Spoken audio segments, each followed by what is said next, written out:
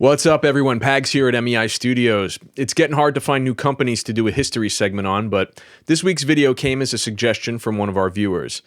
From Hammond organs to ham radio operating to hanging with the Who, this week we're looking at Heil Sound.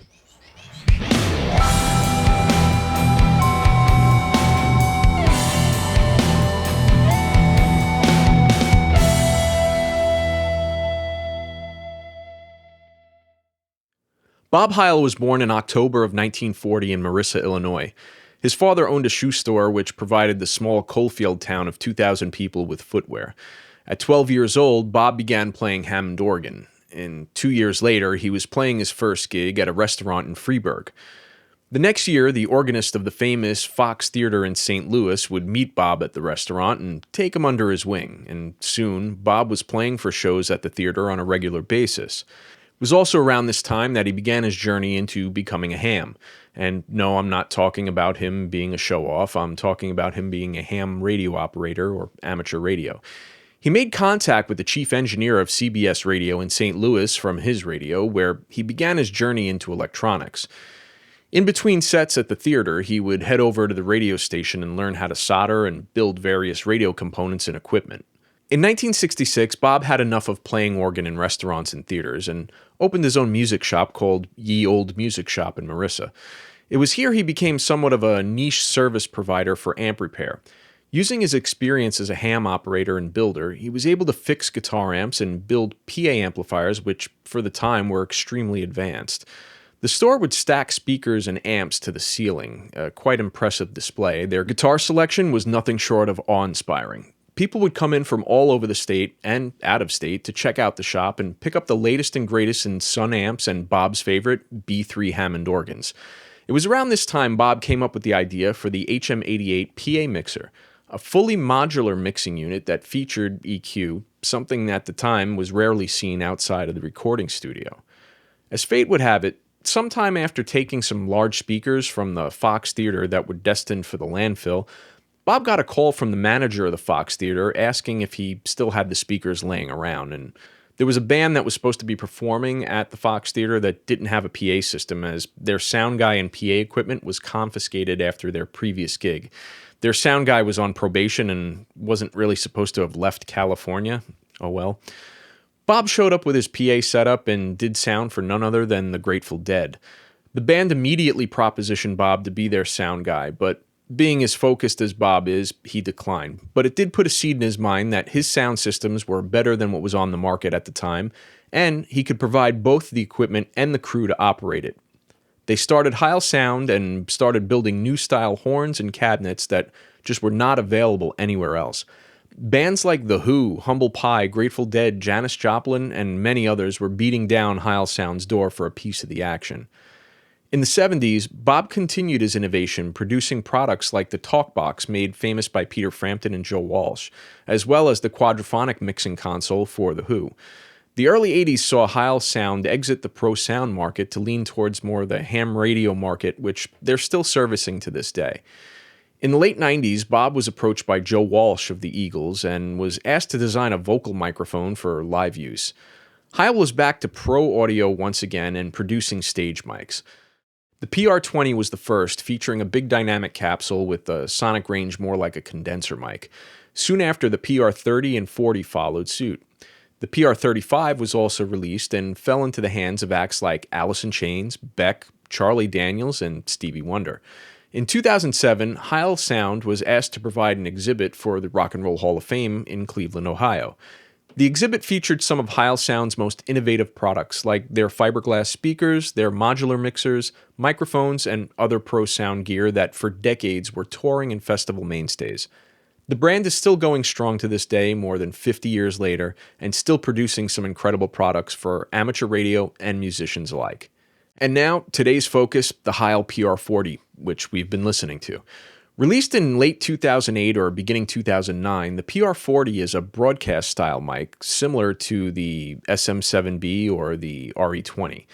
The mic, although reminiscent of many side address condenser mics, is in fact end address. It's even marked on the body of the mic, so when you see someone speaking into this side of it, you're allowed to point and laugh. The frequency response is oddly specific, 28 Hz to 18 kHz. It's a cardioid pattern and has a rear rejection of negative 40 dB. The impedance is 600 ohms, which, in my opinion, is a little high and needs a good, clean, high-gain mic preamp. From our impedance video, we know that this mic is going to want to see at least 2.4K impedance at the pre, and that's quite a bit more than most of my pre's have available here, but it's in the range of most modern interface pre's like the Scarlett, SSL, or UA interfaces. Those are usually around 3K each. The diaphragm is on the big side, which helps with the max 148 dB SPL, and being that this mic can handle levels that high, this mic is often used in the kick drum. And yes, this will be another mic that's making its appearance soon during our kick shootout. I reached out to Heil Mics for some of the information contained in today's video, and I'm pleased to report that they are the first company to respond to me before my video released. They even followed up their first email to give me some pointers for the mic. I'm going to go out on a limb here and say that they pretty much have their customer service in check. This mic can be found in the hands of countless artists, engineers around the world, as well as broadcast professionals. The PR40 is sometimes called the gold standard of caster mics. Its direct competition price-wise would be the 7B and the RE20. I'm going to do a quick check with those mics on spoken word, so let's take a listen to it. This is the Heil PR40 dynamic microphone, 6 inches from my mouth, 0 degrees on axis. This is the Heil PR40 if you speak into it incorrectly, 90 degrees off axis. This is the Heil PR40, 180 degrees off axis. This is the Heil PR40. Peter Piper picked a peck of pickled peanuts pronto? Peter Piper picked a peck of pickled peanuts pronto? Simple Simon said something stupid. Simple Simon said something stupid. This is the Heil PR40, 6 inches directly in front of my mouth. This is the Heil PR40, 1 foot from my mouth. This is the Heil PR40, 2 feet from my mouth.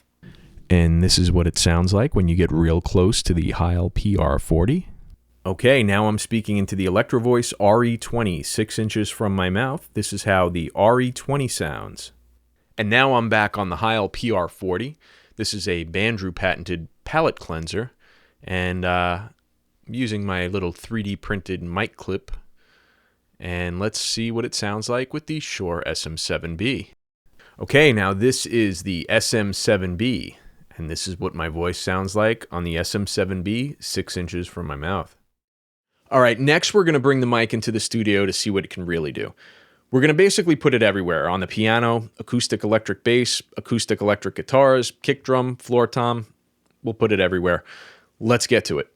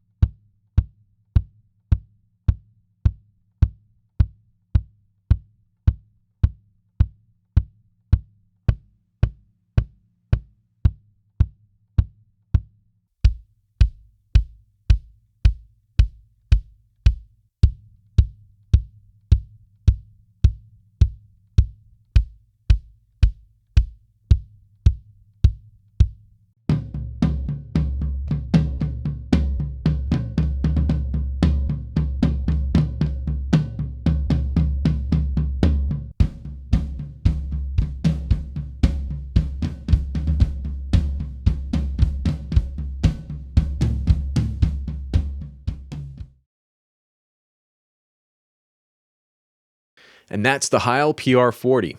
What were your thoughts on this mic? Leave me some feedback in the comments. Some thoughts of mine? Well, this certainly isn't a budget mic. Current retail price is around $350 in the US, and I've seen prices in Europe considerably higher. While they do hit the used market quite often, I'd yet to see one that didn't look like it was dragged behind a truck for under $200. So, in a way, that's a good sign for resale value. If you want the shock mount made specifically for this mic, the Heil PRSM, that's going to set you back another $100.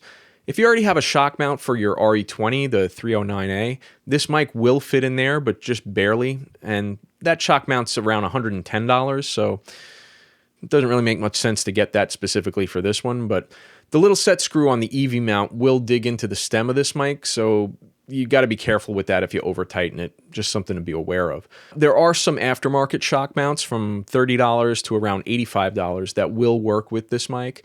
I can't speak to any of them since I don't have any on hand, but they're easily found.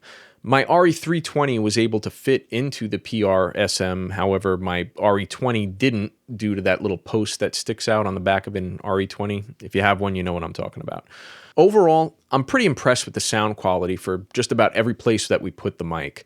It kind of has a 441 type top end, clarity almost like a condenser mic, but it is dynamic, and the bottom end is not too shabby either.